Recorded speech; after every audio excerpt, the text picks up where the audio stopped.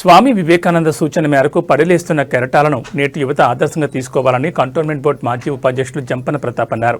New Boinpally Swami Vivekananda సంక్షేమ సంఘ ఆధ్వర్యంలో స్వామి వివేకానంద 163వ జయంతి కార్యక్రమం నిర్వహించారు. ఈ కార్యక్రమానికి జంపన ప్రతాప్ ముఖ్య అతిథిగా హాజరై వివేకానందుని విగ్రహానికి పూలమాలలు వేసి కేక్ కట్ చేశారు. ఈ సందర్భంగా జంపన ప్రతాప్ మాట్లాడుతూ రామకృష్ణ మఠం స్థాపించిన వివేకానంద ఆధ్యాత్మిక ప్రసంగాలతో ప్రపంచవ్యాప్తంగా హిందుత్వ మతం ప్రాచుర్యం కల్పించాలని అన్నారు.